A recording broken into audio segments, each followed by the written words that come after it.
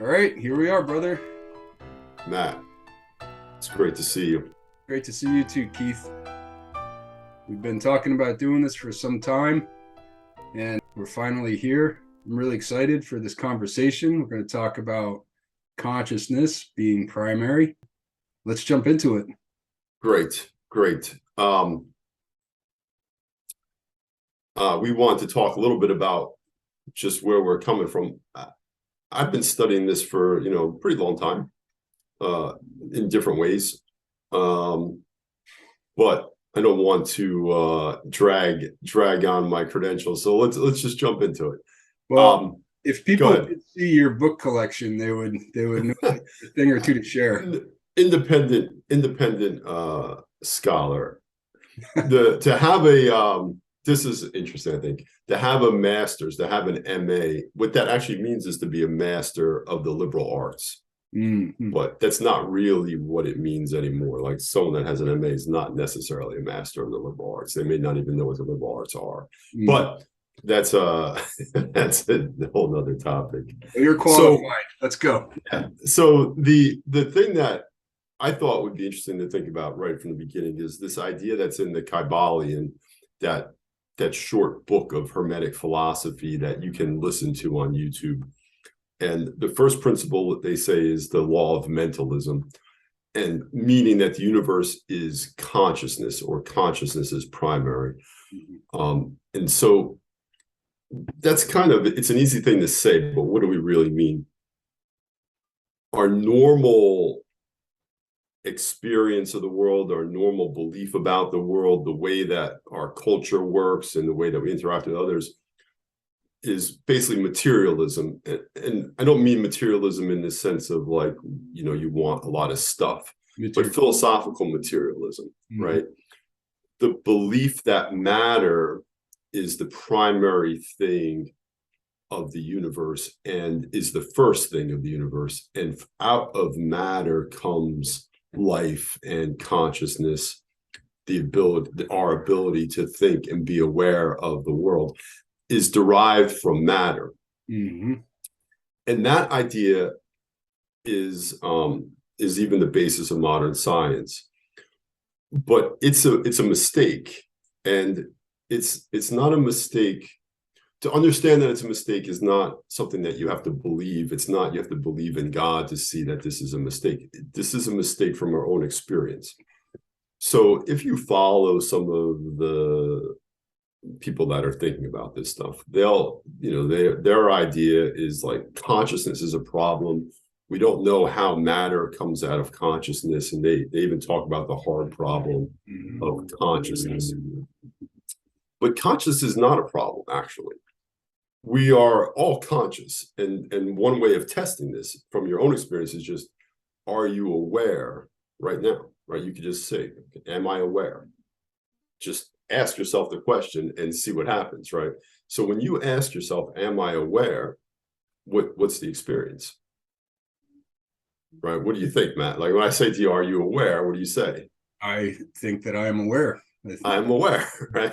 This is an immediate, this is the most empirical, right? Meaning from experience, knowledge derived from experience. This is the most empirical thing. We are aware. In other words, we are conscious. I know that I am conscious. That's the most fundamental thing that I actually know. And I can check it any time. I can just stop and say, am I aware? Am I conscious? Yeah, I am conscious, right? And there's a moment of pause when you kind of reflect and turn your attention away from the world back on yourself. And you say, yeah, I am aware. So consciousness is the thing that we're actually certain of from our own experience, which is the scientific method. Matter then is actually the problem. And if you start to investigate, what science says, what is matter, they don't know. Right? They really, this isn't just me saying, just think it through with us.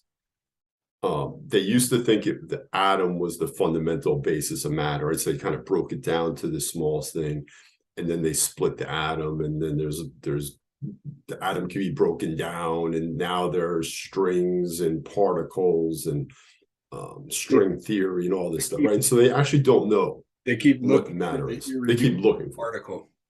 And then you get a conflict between different branches like quantum physics versus string theory, where they don't actually comport. Right. And so, and I don't want to go too far afield into theoretical physics because I don't want to pretend that I'm an expert, because I'm not. Mm-hmm. But they do, their project is to find what they call a unified theory, right? A theory that can explain, relativity and quantum mechanics, right? These two things apparently don't jive together, and so they're in conflict, and they don't really explain the world in the same way, and so they're trying to find a unifying theory, etc. But despite the fact that they don't have a real understanding of matter, they're certain that consciousness is derivative of matter, which is the definition of dogma, right? That's a kind of bad religion, right? That's You're looking through the wrong end of the telescope. Looking through the wrong end of the telescope. Exactly. That's exactly right. But so I don't want to belabor the point that this is a pretty big problem. It's a pretty profound thing to realize. Once you do realize it, it does take time to make it part of your deeper belief system, because everybody that you're interacting with is starting from the premise that matter is the real thing and consciousness isn't, whether they're aware of it or not. Even people who are religious are still kind of, and that's why it's hard to be religious when you start from materialist philosophy. It's hard to make sense of the spiritual life because it doesn't really make sense. Right. But it's a false dichotomy. And the two things that you said that jump out to me that are in conflict with each other is, on the one hand, modern physics is theoretical, right? Right. Based in mathematics and so forth. And on the other hand, what you said is that consciousness is based on experience. And science used to be based on observation and experimentation. And you could put your hands on it, you could experience it directly. There's a deep irony there, right? That the people that really claim to be scientific have this kind of first principle wrong, and their whole the architecture that they've constructed is based on this incorrect foundation, this incorrect first principle, and then they kind of get themselves into a maze that they can't escape from. They just add more math to it. Or more mathematics. And it's not to say that mathematics, math, geometry and arithmetic, your count is about space and time, right? Mm-hmm. You're thinking about space and time, you're things that can be counted, things that, space can be conceived of. When you start to think about consciousness, it ultimately is kind of beyond space and time. This is the other, this is where you kind of get into more interesting spiritual territory if you think about it. We only can really know the now, right? If you think about the past, you're just remembering, and you're remembering in the now. You're always in the present. You're always experiencing it in the present. So the past is something, memory is just the past being experienced in the present. And the future is just you imagining in the present. We're always in the now, and we're always in the here. So this is actually our experience also. Our experience is not really, space and time are conceptions that the mind imposes, the finite mind imposes on consciousness in order to participate in objects in the outside world. Mm-hmm. And we do share that outside world, which is a reason why people kind of will go towards that materialist idea, because you experience the same outside world that I experience. We're having the same experience now. So it doesn't seem obvious that it's happening in consciousness, but it is. maybe to backtrack into the science part for 1 second. Science now, and this kind of really got emphasized during the beer virus, the Mexican beer virus. I think we can say I don't want to get in trouble. So when they start to talk about believe science or believe the science, anyone that's serious about science knows that there's no such thing as the science, right? Science is not, they're reifying science, reifying meaning making it into a thing, into an object, when science is a method. It's a process. So there's nothing wrong with that, right? That's a totally reasonable way to acquire certain kinds of knowledge, right? Maybe not all knowledge, but certain kinds of knowledge can be acquired with the scientific method, where you're doing experiments. Really what you're looking for is cause and effect, right? You're looking to understand cause and effect. That's what science really is. right. You're looking to understand the chains of causality, one thing leading to another, one thing causing another, and you can test for that, right? You can hold some variables constant in order to find the one that's changing, and then you can discover, something about the world. That's real, and that's totally legitimate. But when you say believe the science, or there's a scientific consensus, that's not really science. That's something else. Yeah. And I would say that's bad religion. That's the kind of religion that's doesn't have a real basis in anything. Right. And when you look at how much of our modern world is based on this materialist paradigm, and how much of our modern world has just gone completely off the rails, you can see that this scientism really is bordering on, if not fully immersed in spellcasting and black magic itself. Right. So that's an interesting point, right? When you kind of grasp that conscience is primary, then you realize that language, you're always casting spells, right? You're always involved in a kind of magical process. People don't realize it, and so they're kind of cavalier with their words, with their thoughts, with their mind. But if you grasp, how powerful your mind is and how powerful conscience is, you would never say, I feel sick, I feel weak, I am weak, because you're bringing about that reality with your words. You would guard your thoughts very, very carefully. And so when they are bombarding us with, the idea of the terribleness of this disease, it's, are they doing it on purpose or not? I don't know.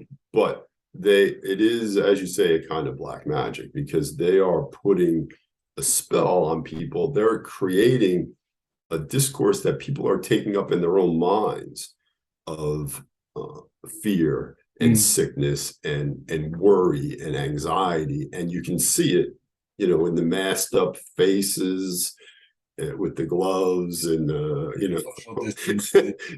terrified look that they've created, and they know this now very well. They know the effects of placebo. It's well studied, well documented. But there's also the phenomena of the nocebo, which is the antithesis of that, which is, right, if you get up there and tell people that they're in grave danger and that they're sick, they're going to get sick if they don't have a strong mind and individuated self.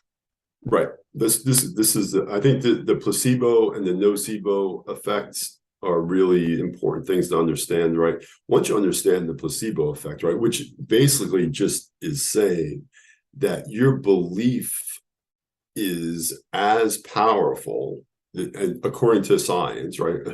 According to the scientific process, the scientific method, your belief is at least as powerful as the most powerful pharmaceutical drugs that they can come up with. Because when they create these drugs, people can create the same effects just with their own belief. Mm-hmm. So one group is given the drug, another group is given a placebo, which is maybe just a small sugar pill or something that's not really has no effect on the body, but with their own mind and their own belief, they bring about the outcome, the believed outcome.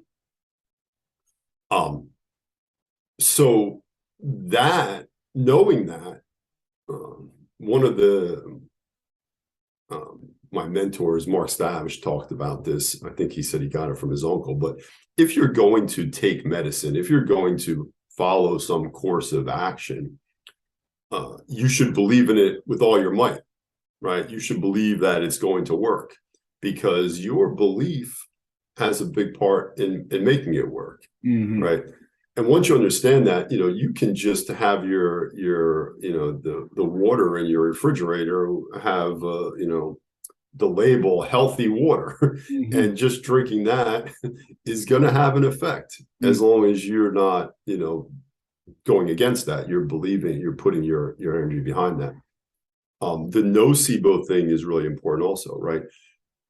Without me, you're doomed, right? Without my medicine, without my jab, you're doomed, right? If you don't have this, then you're going to get sick, you're doomed, right? And so if you can create that kind of dependence on people, and a more mundane example, I had a back injury, and I went to and I'm not against chiropractors, I had great chiropractors, but I went to this one where he wanted me to come 3 times a week forever and ever, and he's billing the insurance company and so forth, right? And if you don't come, you're never going to be able to walk, and you're going to feel terrible, right? So this kind of creation of a dependency, and whether or not he's consciously aware of what he's doing, that's what I think there's probably a mixed bag there. Some people are aware, some people aren't aware of how powerful those constructing those beliefs in other people can be. But it's a very powerful thing, right? Once you understand that principle of mentalism, right, that hermetic principle that's in the Kabbalah, because the reason that they start with that in the Kabbalah is it's the basis of all of the magic practices, all the occult practices. Once you understand that, you understand how magic works, right? You understand how all those things work. So the difference being a built-in dependency upon going to the chiropractor 3 times a week versus knowing that you are on a healing path, right? And seeing yourself healthy and whole. Correct. Right. And that's something you do with your own mind, right? You start to realize that you're the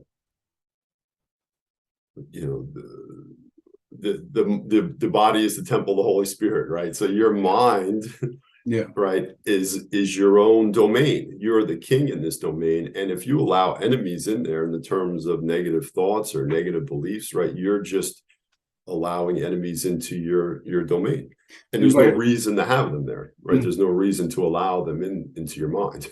And by understanding that consciousness is primary, there's a medium through which the material realm, whether it's the material realm outside of your physical being or your physical being itself, there's a medium through which consciousness can affect, change, and alter the material paradigm, so to speak, material realm. And the amazing thing is the energy of that, or the thing that makes it possible, is your faith, is your belief. Right. I mean, that's why that's what Jesus just says that straight out, right? In the Gospels, it's according to your faith that it was done. The person touches him with the belief that just touching him is going to make him healed. And he says, oh, happened according to the way you believed it would happen. That's what happened. Right. The centurion comes and Jesus is like, oh, I'll go heal your servant. He's like, you don't have to go to my house. You just say it and he'll be healed. Right. And he's like, all right, that's how you believe it. That's how it'll work. Yeah. That power of your belief is the thing. That's what makes those things possible. And that's because the reason is because consciousness is primary. So now, the more you understand it, the more you believe it, the more powerful or the more able you are, the more capacity you have to make that real. Mm-hmm. Now, to bring us back to the realm of physics, some time ago, I began to embrace this notion of an electric universe theory. And so, to make it very clear that we're not, like, we don't see science per se as antithetical to these spiritual pursuits, but as two sides of a coin. In an electrical universe theory, they return to the ether. Now, Einstein and his ilk had completely gotten rid of the ether in lieu of a materialist paradigm where, the universe is filled with bumping particles, and they're just looking for the smallest one that makes up all the other ones, the building block of the whole project. Right. And then they get stuck where they can't explain how life came from non-life, and how consciousness leapt out of synapses and so forth. But with the electric universe theory, there's no antagonism between spirit and matter. They're all it is all coming from the medium of the ether. We call it consciousness, we call it prana. There's different names for it. Right. And our thoughts all exist within the same, primordial soup, so to speak, as the table in front of you. It's taken on different forms, but it all reduces back to energy, which has an electrical property, to an electromagnetic property. Right. So we said at the beginning that in the Kabbalah, they say the world is mental, or consciousness is primary. We're just using words, though. Consciousness is a word, awareness is a word, energy is a word, ether is a word. At some point, language is a limited medium, right? There's a limit to language, because what we're trying to talk about at times is beyond language. So when you're talking about the one thing, right, it's not a thing. The conscious, that's the basis of the universe. It's an awareness, it's conscious, it's energy. It's really hard. It's beyond the limits of language, because language is necessarily dual. Language is necessarily two things. You're talking about the person talking and the thing they're talking about, or a person talking and the person they're talking to. There's always two. The fundamental of the universe is there's one. It's one consciousness, right? So the one thing is conscious, but it's also, it has to have an energetic aspect, or it has to have a life. It's life, right? In the Western tradition, they say light, life, and love. So it's three things, but still it's one thing. It's just that we're in language, so we're kind of the litany of names, right? Sometimes, like you'll see in religious texts, they'll just have all these names for God, or all these names for the Virgin Mary. But you're talking about one thing that has all these aspects, or ways of thinking about it. So that the electric universe thing, I think, is taking a scientific, and right. It's not that there's nothing wrong with science. It's a fine way of acquiring knowledge, right? It's just that when they make it into bad religion, it's a problem. But the electric universe thing is taking a scientific approach, or using the scientific method to investigate it's not that there's not a material world. It's just that we only know it through our minds. Right. And you can kind of, if you just consider the human mind is different than a bird's mind, that they're perceiving the world differently than we are. And so there's something about the mind that's perceiving the world that's also creating the world that it perceives. Has to be. Right? The dog perceives the world differently than we do. So that mind that's perceiving the world is perceiving it in a certain way. Right. So reality is subjected to the perception of the witness. Yeah, has to be. And that was not to go too far afield, but that was the big insight that Kant has in German philosophy, right? That the human mind imposes space and time. on what it's perceiving, and it imposes cause and effect. The human mind can't perceive outside of space and time. Maybe it can, but in normal consciousness, normal everyday consciousness, it's in using space and time, right? The reason I say maybe is because we were talking about noticing that there is only the now. And I think that, that brings you to more spiritually rarefied experiences, but I think those are possible. There's certainly scripture or accounts where mystics have been in that kind of state of mind. So I don't want to discount that at all. But the normal everyday human mind is a limited thing, right? It's perceiving the world in a limited way. Even when we look at the visible light spectrum, it's just a sliver of what's out there. Right. That's why Blake says if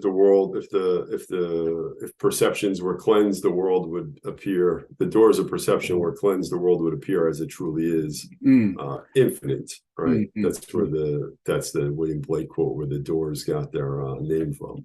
Which would be overwhelming for us, right? This is why people can get in trouble with different wouldn't be able to get food and stuff. Yeah, we need to navigate traffic. Yeah. So from living a spiritual life, it's not that you don't have an ego or you don't deal with the world. You do have to navigate in the world. You do have to sustain the body. It's just that you can do it much more skillfully, much more effectively, actually understanding how the world works. Right. And for me, like as an architect, I like to bring these principles into the work that I do and consider that everything really is vibration, everything is in motion, and everything is made up of frequencies. And so when I build a thing, when I design a structure, these are very helpful principles for me, because I really truly believe that a building architecture in and of itself is not going to change the world, but it can certainly uplift the human experience. This is why cathedrals, for instance, are so empowering. They can help you to realign your energy body, right?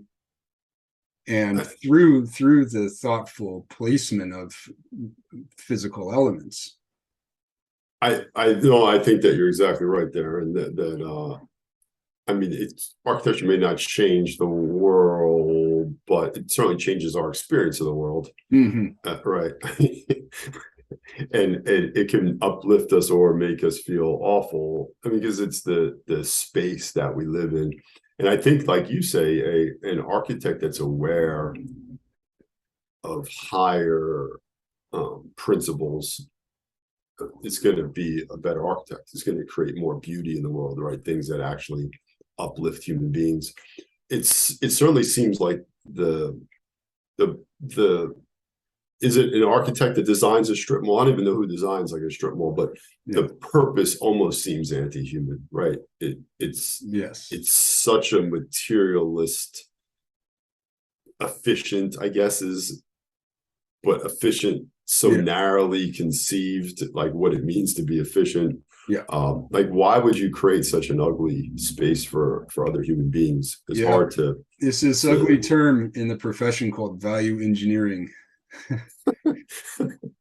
Where you strip out all the good stuff and you're just left with the box, and angles of sorrow and stuck energy. And because why is that though? So tell efficiency. What's the idea? Just efficiency? Cheap? Is it make it less expensive? I believe my approach is that architecture reflects the consciousness of the age and the civilization that it arises out of. So we live in we have a materialist paradigm that's stuck in very base interests and low vibration, and that's the architecture that we get. And there's all sorts of specific reasons for it, like zoning codes, but those too are come out of the consciousness of the the people that produce them.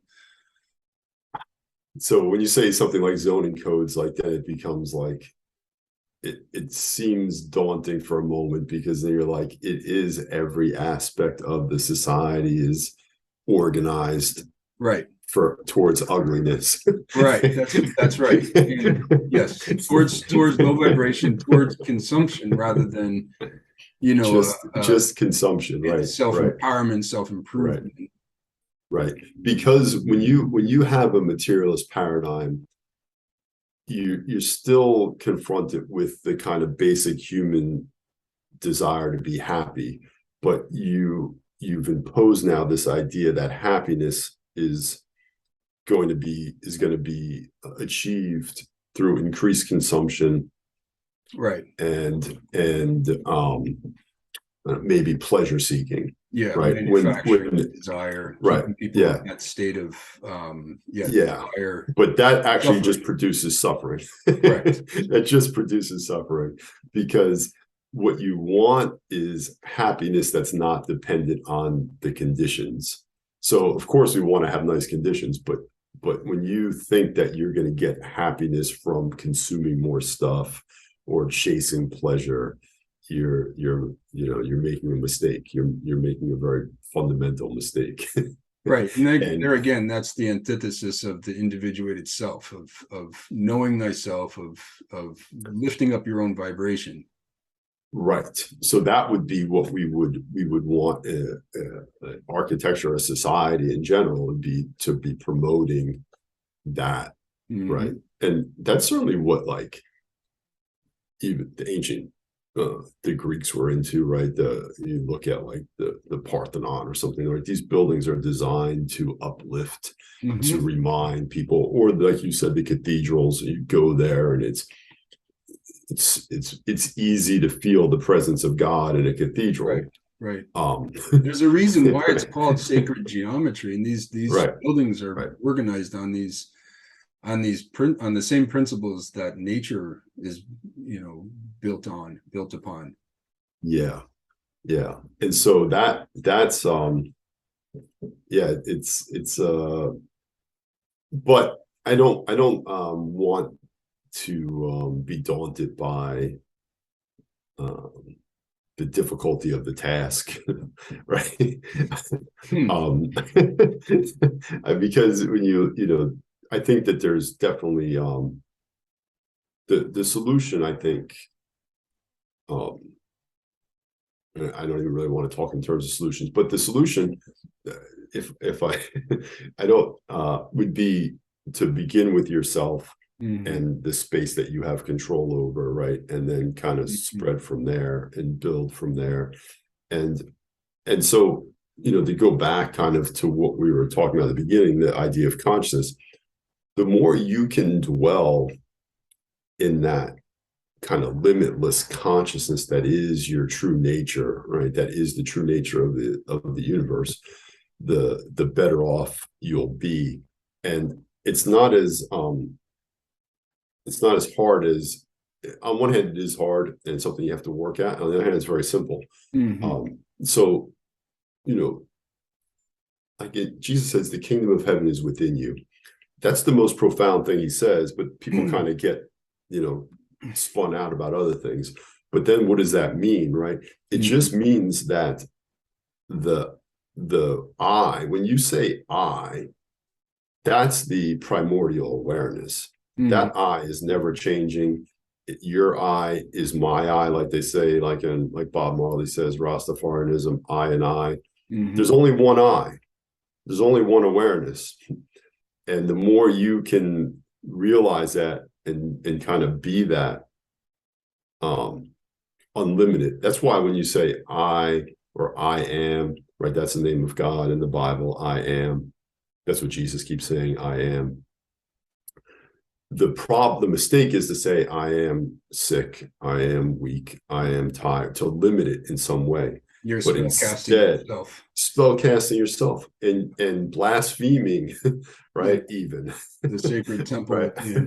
That's right, because you can say I am the resurrection, right? You can say I am the open door, I am strength, I am health, I am wealth, right? That's right there. It's always right there. That God conscious is always, it's just with you all the time, right? Well, this is why I placed the qualifier earlier that architecture in and of itself won't change the world, because we don't need the cathedral. The cathedral is a device. It's helpful for us on our path. Right. towards, enlightenment, what have you, towards greater spiritual awareness within. But as you're saying, the Christ consciousness is in each one of us inherently. We open the door to welcome it in, and it received it, it's available to It's every right there. human being. It's always And right there. you just really need a peach tree or something to sit under out, and to commune with. That's the thing, right? That the more you abide in that awareness, the less needy you are, right? You become you don't have, you're already whole. And then, but then you can participate in the world more effectively without desperation, without anger, without anxiety, right? So you can deal with zoning laws. I mean, God forbid you have to try to deal with the zoning board or change those laws. I mean, what a night, right? You're talking about a horrific bureaucracy trying to be involved with, right? That would be that's a Kafka novel, right? That's what he's talking about, is the bureaucracy. So I can tell you all about it, Keith. It right. is So trying to navigate that without having yourself centered and calm and not worried about the outcome is a difficult thing. But that's kind of that's how you want to be before you go into those kinds of situations. So it's not that we can't repair the world. It's just that we have to be able to, first we got to get ourselves straight. Yeah. And then you can do it. Right. We were trying to find language to describe the ephemeral, and this idea that consciousness is primary. And it's just really, it's challenging to use words. We kind of dance around it and approximate it and, get close to it. But really, the true comprehension is a personal path. It's the journey that we're on, having this experience. So language is always going to be limited on the one hand, but on the other hand, that's how, in the Bible, that's how God creates the universe, right? With language. So you could see that it's a powerful tool, but that's what it is. It's a tool. So on the one hand, since it is dualistic, everything we say there's an element of untruth to it. Because we're using language, but that's just a human condition. That's what we have to do. We have to use language. So are you referring to, in the beginning was the word? Right. In the beginning was the word. Yeah. And so the word is the word. In the beginning was the word. That's the Gospel of John, right? And the word was God, and the word was with God. And so really what he's saying there is it's one thing. And in Genesis, God actually creates the light and the dark and the earth and the heavens with his words, right? He just says, like, let there be light, and there's light. The thing that I think is helpful for us to from that teaching or that reading that scripture is that our language is super powerful. The words that we say, the things that we think, we bring those things about. And I mean, whether it's just a mundane example, like, sometimes I'll wake up and my shoulder hurts, and then I just have to decide, am I going to keep thinking about my shoulder hurting, or am I going to say I'm fine? And you already know people are going to kind of resist that and say, I can't, that's not going to work. Yeah, but you're not doing it. When you say it doesn't work, it's because you keep thinking that it hurts. Like, you refuse to just say, no, it doesn't hurt, I'm fine. Obviously, if your leg is broken, you may not be able to walk on it, but your ability to heal yourself is way more radical than than you realize. So we're far more powerful than we know. And the words we use are, in the stories we tell ourselves, when you think about it, those, we say spell casting, but we are participating in creating the reality that we're experiencing. Very much so. We are most certainly participating, if not the creators of of that reality, right? We are most certainly participating in like simple things. Someone says something negative to you, you can sometimes I say it as a joke. I'll say it lightheartedly at work. Someone will say something negative and I'll just say I reject that thought. And I do it as a joke because my personality is what it is. People know me. But I'll do it to myself also. If I have a negative thought, I reject that thought. I don't have to do it very much anymore. I've been doing that for probably 3 or 4 years, and I don't have that many negative thoughts anymore. Fascinating. Right? So if you commit to really rejecting negative thinking, you'll have less and less, right? You're just basically patrolling the halls of your castle. That's what you're doing. There's enemies in there and you got to run them out. You got to clean up clean up your mind. Now I've heard 2 different translations for word. In the beginning was the word. I've heard translated as vibration, but also logos. Right. Logos is the Greek word, but logos in the Greek has it's just a huge the dictionary entry, right? In a Greek dictionary for logos would be pages and pages.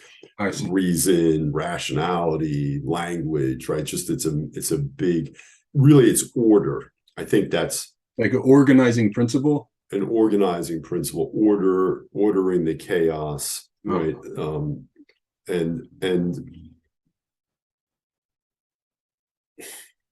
I think pure awareness is probably not if you experience pure awareness, it's not a chaotic experience. Consciousness is not a chaotic experience, but there is a disorder there before the world comes into being, right? That's put into place. I don't want to say more about that because I'm speculating. That's not my experience of that is not direct. Yeah, just enough to say that the stories we tell ourselves using words, or just the vibrations we carry, the feelings that we carry. I can just not put words to it, but have anger, and that anger is going to consume me. So this idea that you mentioned, vibrations, if you meditate regularly, you can learn how to manage the thoughts in your mind. But there's also kind of visualizations and kind of energy things where you can manipulate the energies in your body. And if you work on that, you start to feel that the movement of that energy in your body, which is a vibratory kind of thing. And you can kind of connect it with your breath. And I mean, this is somewhat obvious, I think, to people that have meditated, but maybe not everyone has. Your mind, your thoughts and your breathing are deeply related, right? So if you're in a difficult situation and you become angry, your breath will become kind of more shallow, and or your heart will start to beat faster and your breath will become faster. What that's showing you is that the opposite is also the case. If you calm your breath down, you're going to calm your mind down. Right. And so you could still be in a difficult situation, but by controlling your breath, you're controlling your emotions, and then you can manage the situation, we say, more skillfully, right? You can think about what's actually happening, because you can become possessed by anger. Yes. And then you're doing things that may or may not be effective. Now, it may be appropriate to be possessed by anger. Maybe you have to protect your family. Yeah, and that's the best way to do it. One in charge of the wheelhouse. Yeah, maybe letting anger kind of push things forward might work. Hmm. Probably if you train in martial arts, you probably don't need anger. You're probably more effective being calm. But if you don't train, maybe anger is maybe calling the gods of anger is the best way to go. But my point more is that you can control your emotions and, as you say, your vibrations, right? And if you start to pay attention to your own thoughts and your own feelings, you'll see how much control you have over them. You're at work and you just feel kind of down. You can either change your thoughts, change your breathing, or just change your environment. Go outside for a walk. You start to just realize that you can control that. That's not something that you have to just be a victim of.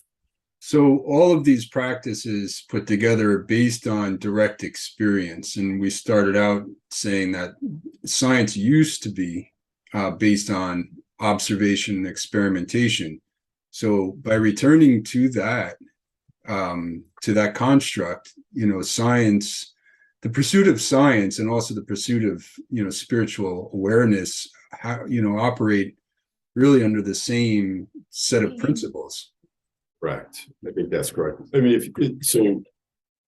you say the ancient Greek idea, know thyself, that was a scientific project, right? And you see how important it is if you realize, like we were saying, Kant's idea that we're creating the reality that we're experiencing. You have to have an understanding of the mind that's gathering knowledge about the world, right? If you don't know, if you don't understand that, then the knowledge that you're getting about the world is not that. You're missing something. You don't really understand it. So to know the human being that is yourself, that's actually the first step, right? That's the first thing. It's the most important thing. Then you can study the objective world in a way that your knowledge will be more authentic, more useful. And knowing yourself is a big project, right? It's the human being is the most complicated thing in the universe, the most interesting thing even, and you have access to that all the time as well. You can always check out your mind and how it works. Lifetime to master. Yeah, and the most interesting thing to master, I think, the most interesting project that you can take on. Yeah, and it's right there. It is always available, and all you gotta do is kind of put down your device to do it. But that's a whole nother project. Yeah. Yeah, and all of this is made possible because consciousness is the irreducible primary life source. Right. Correct. That is correct. Yeah. Yeah. Well, good. Keith, fantastic conversation. Good. Yes. Yeah. Really enjoyed it. That's great. Hope it's the first of many. Yeah. We'll definitely do it again. It's always great to see you. Likewise, my friend.